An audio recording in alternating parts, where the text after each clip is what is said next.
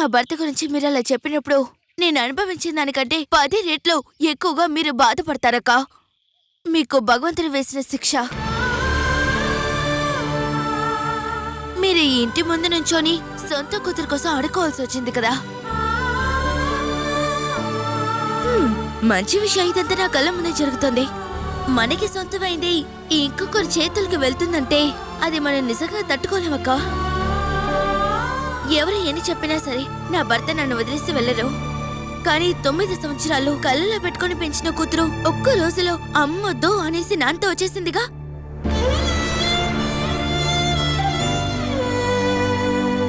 నా కన్నీటికి బదులుగా భగవంతుడు ఇంకా మీకు ఏ శిక్ష విధించగలరు?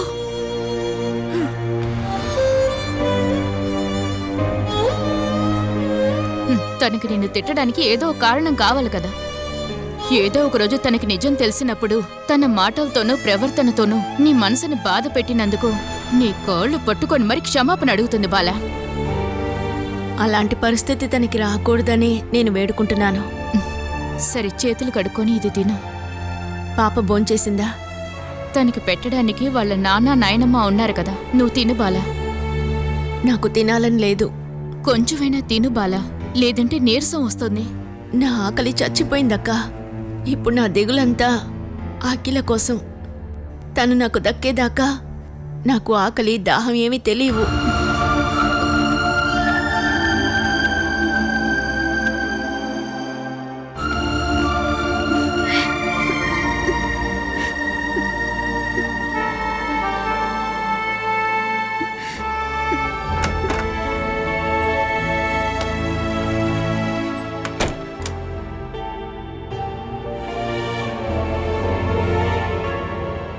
తను పడుకోవడానికి రూమ్ని క్లీన్ చేసి ఇవ్వండి. నేనా? మిమ్మల్ని చేయమని చెప్పానా? ఆశ లేదా అనిలా దగ్గర చెప్పి చేయమనండి. కావాలంటే నువ్వే చెప్పు. ఇక్కడ వాళ్ళ ఇష్ట ప్రకారమే జరుగుతోంది. ఇంతకు ముందులా నా ఆరోగ్యం బాగోలేదురా. నా ఆరోగ్యం కాస్త బాగుపడినివ్వు. వాళ్ళిద్దరికి మంచి పాఠం నేర్పుతాను. అప్పటిదాకా నేను ఇక్కడ ఏదీ కలగజేసుకోనరా. మీరు ఇలా మారిపోవడం ఏం బాలేదు. మీ మాట వినని వాళ్ళని ఇక్కడి నుంచి పంపించేయండి అమ్మా.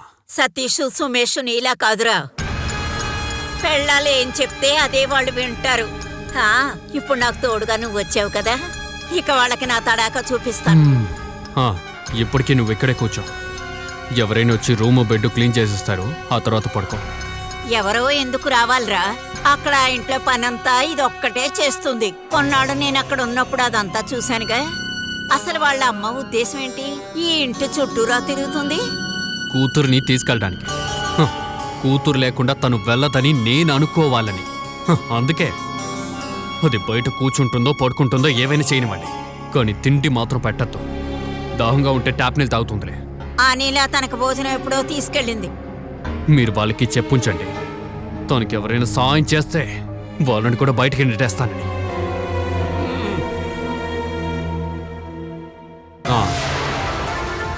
నీకేదైనా అవసరమైతే నన్ను పిలు. అమ్మ వెళ్ళిపోయారా? వెళ్ళిపోయింది. దానికి నీకంటే నీ తమ్ముడే ముఖ్యం. నువ్వు తినడానికి తాగడానికి మాత్రమే రూమ్ నుంచి బయటికి రావాలి.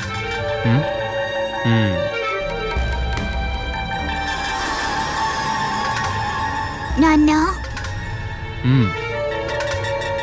తలుపుకి బయట గడపెట్టుకోండి. అప్పుడంతా మీరమ్మని రూమ్లో పెట్టి తాళం వేసి బయటకు వెళ్తారని అమ్మ నాతో చెప్పింది. అలాగే నన్ను కూడా లాక్ చేయండి, లేదంటే నేను పారిపోతే.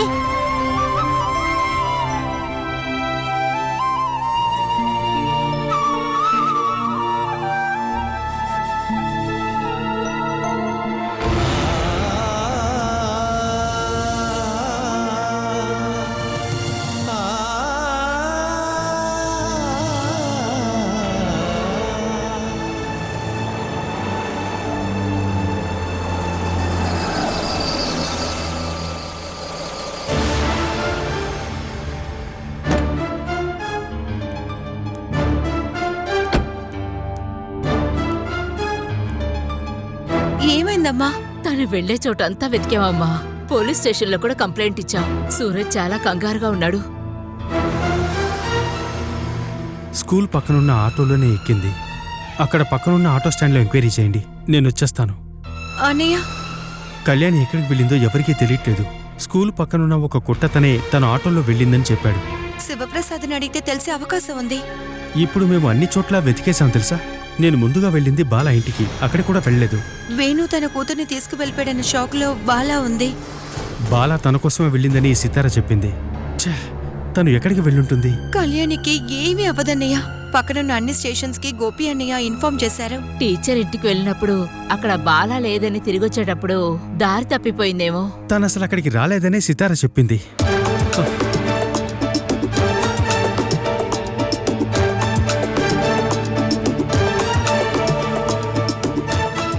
అన్నయ్య కొంచెం ప్రశాంతంగా ఉండు.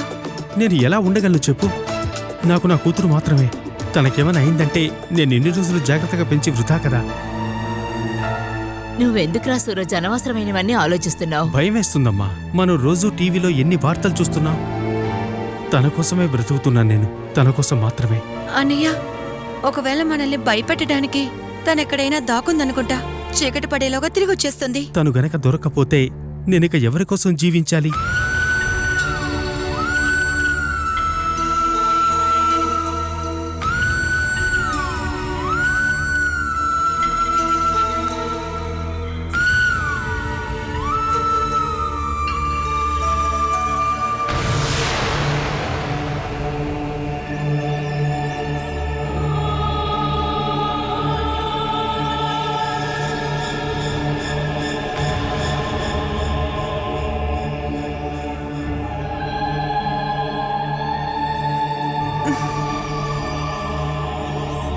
అమ్మా అక్క ఇంకా రాలేదేంటి?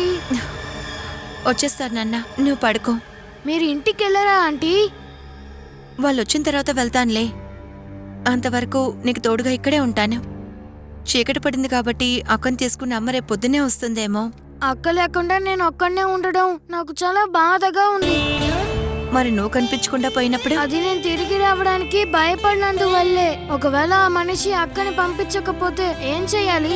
అందుకే కదా పోలీసుల్ని తీసుకువెళ్ళింది. ఆ అక్కని తీసుకుని అమ్మ తిరిగి వస్తుంది. కళ్యాణి వాళ్ళ నాన్న మీరు పెళ్లి చేసుకోబోతున్నారా ఏంటి?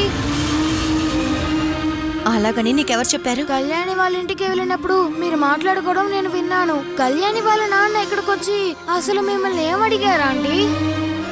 విను, కళ్యాణి స్కూల్ నుంచి ఇంటికి వెళ్ళలేదంట. ఇక్కడికి వచ్చిందేమో అని అడగడానికి వచ్చారు. కళ్యాణి ఇక్కడికి వచ్చిందే ఎప్పుడు?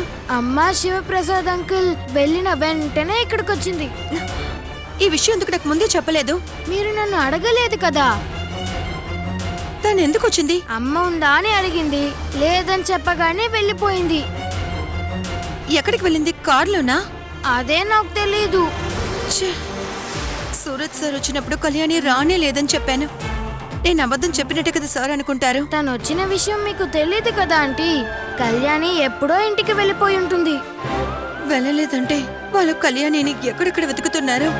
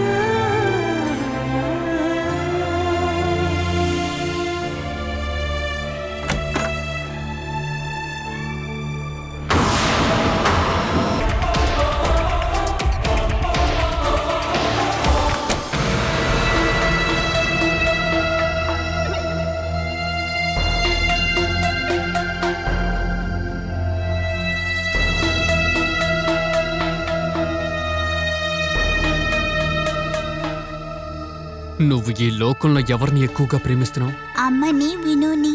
ఆ, వాళ్ళని చంపుతాను.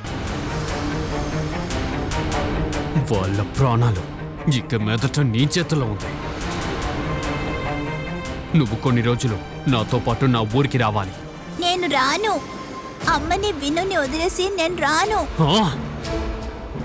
నువ్వు రాకపోతే వాళ్ళని చంపేస్తాను.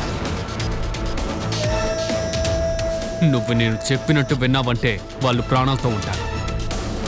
నీ అమ్మ నీ తమ్ముడు బతుకుండాలా లేదా చావాలా? వాళ్ళని ఏమి చెయ్యొద్దు. అయితే రేపు నువ్వు నాతో రావాలి.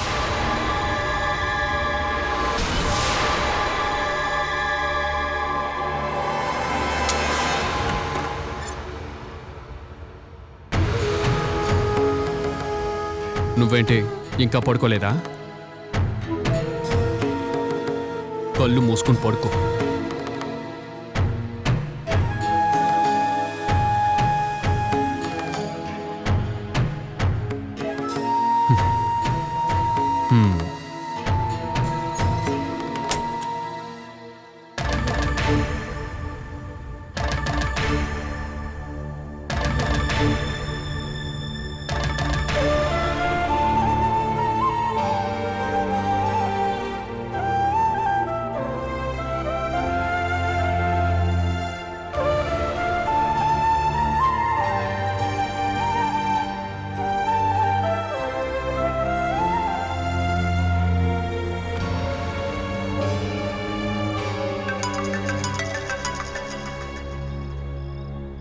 హలో.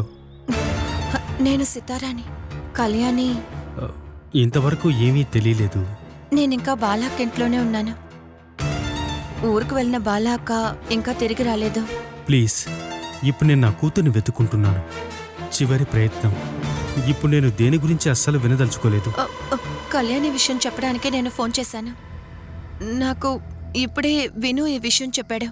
టీచర్ అమ్మ కోసం కళ్యాణి ఇక్కడికి వచ్చిందని విను చెప్పాడు. అయితే తన అక్కడి నుండి ఎక్కడికి వెళ్ళింది? తెలీదు. టీచర్ అమ్మ లేదు అనగానే తను వెళ్ళిపోయిందంట. తను రోడ్డుకి వెళ్ళిన వెంటనే ఎవరో కథను తన్ని బండ్లోకి ఎక్కించుకున్నాడని విను చెప్పాడు. మనిషిని చూస్తే గుర్తుపడతాడా? ఏ బండ్లో? అదంతా ఏం తెలీదు. కానీ కళ్యాణికి బాగా తెలిసిన వాళ్లే, ఈ చుట్టుపక్కల వాళ్ళు కానీ లేకపోతే మీకు తెలిసిన వాళ్లే అయి ఉండాలి. Okay, thanks Sithara. నేను కనుక్కుంటాను.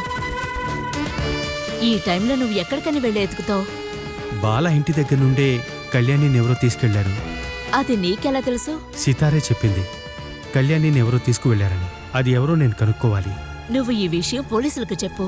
ఈ రాత్రి సమయంలో నువ్వు ఒక్కడవే ఎక్కడని వెతుకుతావు? ఎలాగైనా ఈ రాత్రికి తన్ని కనిపెట్టేస్తాను. లేకపోతే తను నాకు దొరక్కపోవచ్చు.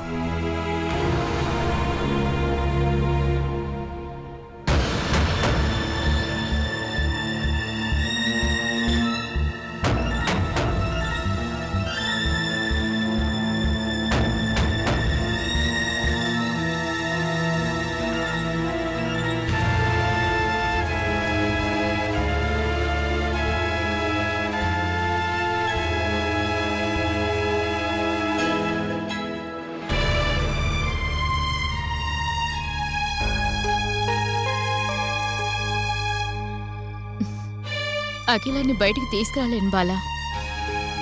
డోర్ లాక్ చేసి వేణు కాపలాగా కూర్చొనున్నాడు. తలుపు తీసి తను తీసుకొస్తే వేణుకు తెలిసిపోతుంది.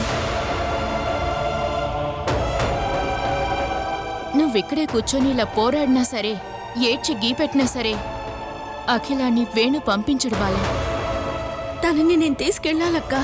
తన్ని పోలీసు వాళ్లే వదిలేశారు. ఇక ఊళ్ళో వాళ్ళు వీళ్ళని పట్టించుకోరు. ఇక నీకు సహాయం చేయడానికి ఎవరూ లేరు బాలా. ఇక నువ్వు కోర్టుకు వెళ్తేనే నీకు అఖిల దక్కుతుందని నాకనిపిస్తుంది బాలా. రోజు గడపడానికి కష్టపడి నేనెలాగా కేసు నడపగలను? లాయర్ దగ్గరికి వెళ్ళి నీ పరిస్థితి ఏంటో చెప్పు. కేసు గెలిచే అఖిల నీకు దక్కితే ఫీజు ఇస్తానని చెప్పు. ప్రీతి శివప్రసాద్ ఉన్నారు కదా, ఇక నాకు తగిన సహాయం చేస్తాను. తను లేకుండా నేనెలాగా తిరిగి వెళ్ళను? ఏవైనా ఈ రాత్రి సమయంలో నువ్వు తిరిగి వెళ్ళలేవు కదా. శివప్రసాద్ని ఇక్కడి నుంచి వెళ్ళమని చెప్పు. రాత్రంతా నిద్రపోకుండా అతనెందుకు వెయిట్ చేయడం చెప్పు. చూడు, రేపొద్దునే నువ్వు బయలుదేరడానికి ఏర్పాటు చేస్తాను. నా కూతురు. అరే, నువ్వు తనతోనే తిరిగి వెళ్తానని మొండికేకు. వేణు నీ మీద నువ్వు కోపాన్ని అఖిల మీద చూపించే అవకాశం ఉంది. ఒకవేళ ఉదయానికల్లా వేణు మనసు ఏమైనా మారుతుందేమో చూద్దాం. మనం ఇంకోసారి మాట్లాడి చూద్దాం. ఒప్పుకోకపోతే లాయర్ని కలుద్దాం. అంతకు మించి మనకి ఇంకో దారే లేదు. అఖిలని నీతో పంపించాలని నేనెంతగానో ఆశపడ్డాను. అందుకే నేను ఈ పని చేయటానికి సాహసించాను. అది జరగలేదు కాబట్టి ఇంకా దాని గురించి ఆలోచించే ప్రయోజనం లేదు. ఇప్పుడు నిన్ను ఇంట్లోకి తీసుకెళ్లే పరిస్థితిలో కూడా నేను లేను. నేను తెల్లవారి వరకు ఇక్కడ ఉంటాను. సరే, నువ్వు కొంచెంసేపు పడుకో. నిద్రపోయేటప్పుడు నీకేదైనా అయిందంటే నిన్నెవరు పట్టించుకుంటారు? ఇలాంటి పరిస్థితుల్లో స్పృహ తప్పి పడిపోవడమే మంచిదక్కా. అందువల్ల ఏం జరిగినా ఏం తెలీదుగా. ఇంతకన్నా పెద్ద పెద్ద కష్టాల్ని నువ్వు దాటుకుంటూనే వచ్చావు కదా. అప్పుడు నా పిల్లలు నాతో పాటు ఉన్నారన్న ధైర్యం ఉండేది. వాళ్ళెప్పుడు నీతోనే ఉంటారు బాలా. నువ్వు చూస్తూ ఉండు. మహా అయితే 2 రోజులే. నువ్వు కావాలంటే చూడు, వేణు అఖిలాన్ని తీసుకొచ్చి నీ దగ్గర వదిలిపెడతాడు. నువ్వు అనవసరంగా దిగులు పడుకు బాలా. తన తండ్రే కదా తీసుకొచ్చింది. నీ మీద పగతోనే తీసుకొచ్చాను అనుకుంటున్నాడు వేణు. అందుకే ఇలా ప్రవర్తిస్తున్నాడు. నన్ను ఏమైనా చేయనివ్వు, కానీ పిల్లల్ని ఇలా ఇబ్బంది పెడితే అది నేను సహించలేను. అలాంటిదేం జరగదు బాలా. ఇక్కడ నేను మా ఆయన ఉన్నాం కదా. అఖిలకి వేణు వల్ల ఎటువంటి అపాయం జరగకుండా మేం చూసుకుంటాం.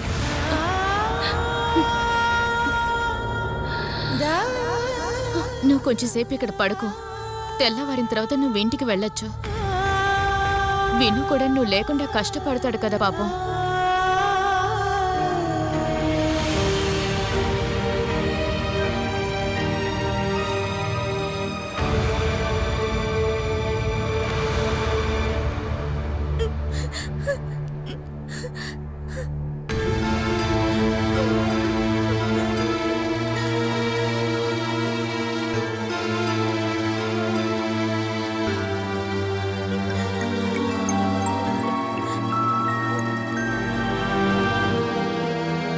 కావాలా? మరి ఎదుగు నన్ను ఇంటికి తీసుకెళ్లి వదిలేయి. మా అంకలే పోలీసే. పోలీసులే కాదు, మిలిటరీ వచ్చినా సరే కురుకారు రాకుండా నిన్ను బయటికి వదిలేదే లేదు. నాకు నిద్ర వస్తుంది. అయితే పడుకోండి, నిద్రపో.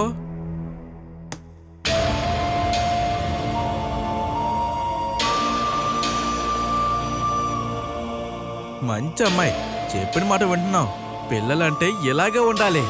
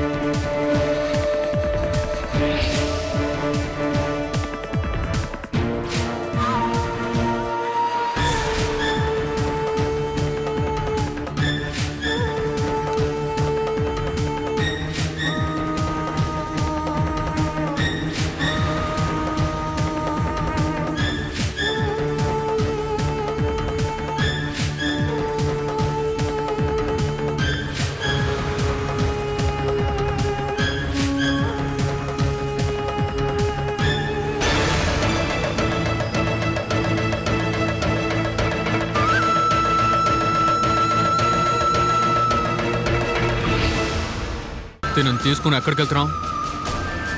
వేణు, బాల ఒకసారి ఈ పాపం చూస్తుందంట. కానీ తను నిన్ను చూడాలనుకోవట్లేదు. తనకి మీరంటేనే భయం. భయమా? నా కూతురికి నా మీద ప్రేమ మాత్రమే. అందుకే నాన్నతో ఉంటానని చెప్పింది. మీరు బెదిరించి అలా చెప్పించారు. ఇప్పుడు ఏదైతే అంటే తను నీతో రానని చెప్పింది కదా. ఇప్పుడు తను ఆ నిర్ణయం మీదే ఉందా అని తెలుసుకోవాలి. ఒక్క రాత్రే కథ గడిచింది. ఎలాంటి మార్పు ఉండదు. నువ్వు బయలుదేరు. నేను నా కూతుర్ని కలవాలి. అసలేమిటే నీ సమస్య? అది రానని చెప్పిందిగా, ఇంకా ఎందుకే ఇక్కడే ఉన్నావు? నేను తన అమ్మని. నేను నా కూతుర్ని చూడాలి. ఇదిగో వీడేనే దాని తండ్రి. ఇక మీద వీడు చెప్పిందే అఖిల వింటుంది. నువ్వు చేసిన భాగవతం అంతా చిన్నపిల్లైనా దానికి బాగా అర్థమైంది. ఇంకా మాట్లాడి వాడి చేతులతో తన్నులు తినకుండా బయలుదేరు.